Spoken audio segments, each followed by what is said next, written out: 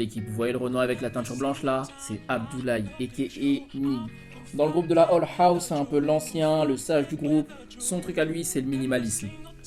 Ensuite vient mon gars Samy, l'électron libre, l'atome d'humour de la All House. C'est mon préféré, clairement.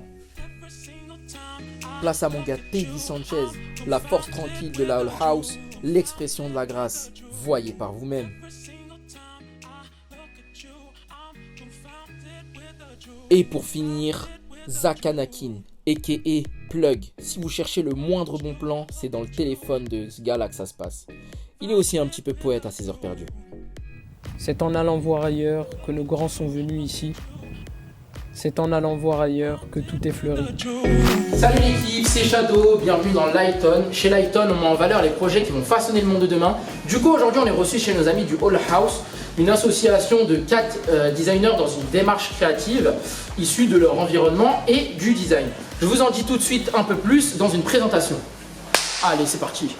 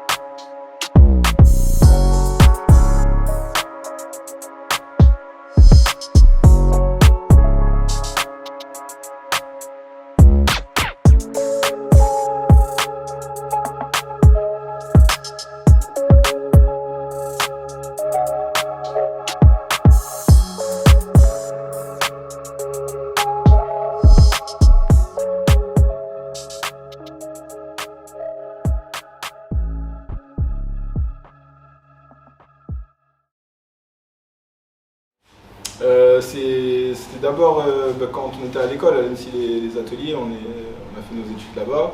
Moi j'ai rencontré Abdou, je crois que c'était en cours de dessin, 3D School. C'était un cours où il fallait être très précis, tout ça, et nous on foutait ce bel. Après moi j'ai rencontré Abdou aux portes ouvertes aussi. Ouais, avant, ouais je pense que t'étais en deuxième année je pense. Première je pense. Première année. Et en gros il avait un projet sur des lunettes, moi j'étais opticien avant. Et quand je suis parti faire les portes ouvertes là-bas, en gros j'ai vu un Renoir, j'ai vu un projet sur des lunettes, j'ai fait oh c'est qui ça? Et du coup je suis parti voir direct parce que j'avais besoin de conseils et tout. C'est ça il travaillait chez Yard et du coup il a écrit un article sur notre ancien studio et c'est là qu'on l'a rencontré. Et moi personnellement en vrai de vrai Zach que j'ai vu, il n'avait pas fait d'école de design et tout mais comment il réfléchit, etc. En fait, ça allait vite. En fait, il comprenait tout ce qu'on dit, il pouvait même rebondir sur certains projets, etc. Et j'ai vu que c'était... Il avait la vibe, l'énergie. Ouais, c'est ça. Ça se voit, il n'avait pas les compétences, mais il avait l'envie, tu vois. Et je crois que c'est ça qui est essentiel si tu veux avancer. Et je dirais qu'il nous a rejoints.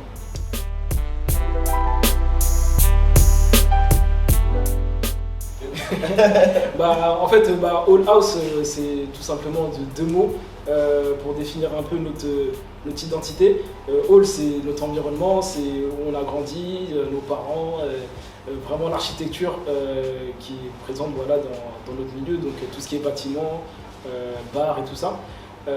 Et ça représente vraiment notre essence même de où on est né, etc.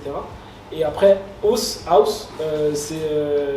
ça représente un peu nos études. On a tous eu accès aux études de design donc via l'ENSI les ateliers. Et c'est notre chemin du coup du hall vers la house qu'on a voulu matérialiser avec ce nom. Et aussi parce qu'on se considère un peu comme les héritiers d'un mouvement qui s'appelle le Bauhaus. C'est une école qui a été fondée du coup dans les années 20 en Allemagne.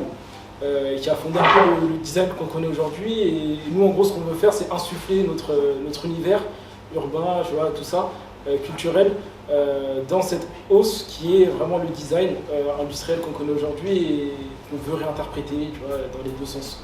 Non, en gros, c'est deux choses qui sont différentes et complémentaires en même temps. Genre, on aime bien en jouer. Tu vois, le hall, c'est comme il a dit, le milieu d'où on vient, c'est la street, c'est l'énergie, c'est la mentalité, c'est on va dire le truc qui fait qu'on est un peu singulier. Et le host, c'est, on va dire, c'est toutes les compétences qu'on a acquises à l'école, c'est le design, on va dire, c'est ce qui, comment dire, c'est plus tout ce qui est académique, tout ce qui est lié à l'histoire de l'art, à tout ce qu'on a, et vers ce vers quoi on veut aller. Et, ouais, je pense ça. Ah ouais.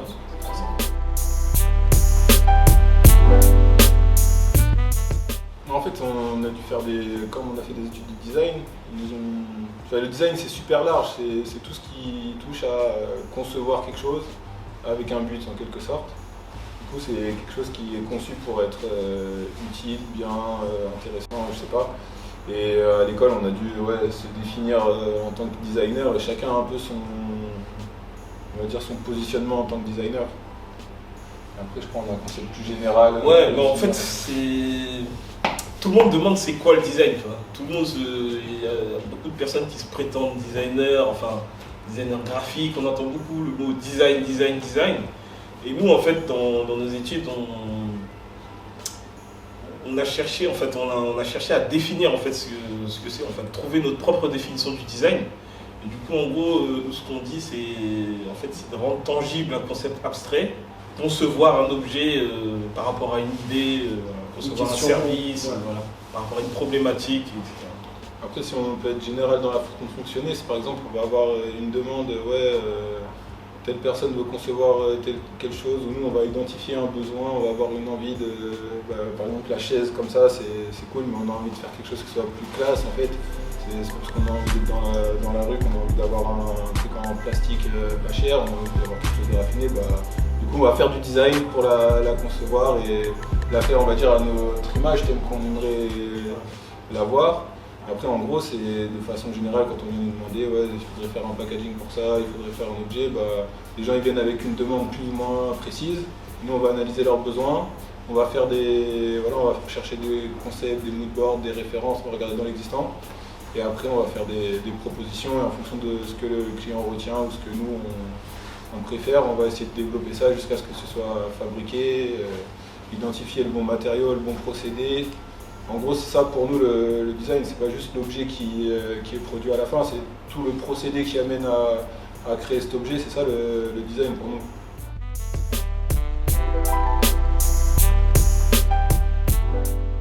Du coup, en gros, tout part de l'objet. En fait, comme un designer, on fait de l'objet.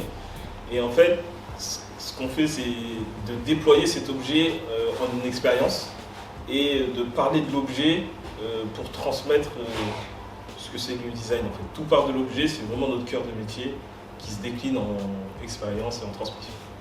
Ouais, sur l'objet aussi, on fait beaucoup d'expérimentations, que ce soit des expérimentations techniques. En fait, c'est pas forcément le résultat de l'objet qui est intéressant, mais tout le procédé qui amène à l'objet. Il y a des choses qui vont être créer des objets sur mesure ou développer des nouvelles matières, notamment dans des luttes d'éco-conception, de créer des matériaux plus écologiques ou faire des choses que l'industrie ne permet pas de faire.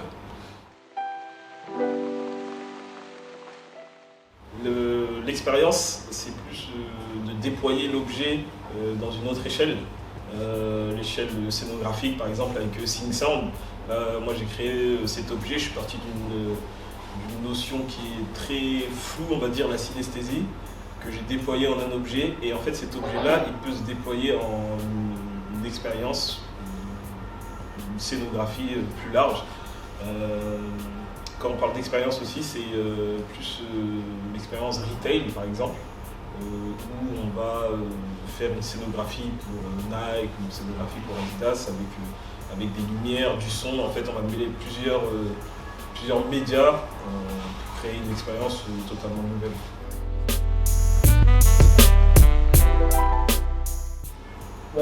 La transmission, ça fait partie d'une de nos des trois piliers qu'on a pour le studio, parce que on a tous eu dans notre parcours quelqu'un qui nous a un peu éveillé, quelqu'un qui a su nous faire confiance dans nos études pour nous orienter vers le design, parce que c'était pas forcément le chemin qui nous était dessiné pour certains. Et en gros, nous, on a envie un peu de rendre ça aujourd'hui à des personnes, à des jeunes qui sont dans des filières qui n'ont pas forcément, qui n'ont rien à voir avec le design ou pas, et de leur donner en fait cette chance de découvrir ce que c'est que le design. Après, ils peuvent en faire ce qu'ils veulent, mais juste de savoir que ça existe et aussi de un peu décomplexer, de vulgariser ce que c'est que le design, parce que en France, on a ce truc-là où le design, on pense que c'est quelque chose qui est inaccessible, qui est que pour une élite. On le voit avec des designers effectivement qui sont d'une certaine couleur, qui représentent pas forcément une majorité de personnes qu'on a aujourd'hui en France dans la diversité. Et voilà, ce qu'on a envie de faire, c'est de montrer aux jeunes que c'est accessible, que nous on a pu le faire aussi, et ensuite de vraiment ouvrir les champs des possibles dans ce qu'ils font, parce qu'au final le design ça a cette force de toucher à tout, d'être dans tous les champs, d'être dans le quotidien de tout le monde. Et il faut que les gens en fait ils s'en rendent compte et qu'ils puissent en emparer aussi, qu'ils puissent leur approprier. Et nous on est là un peu pour ça, quoi.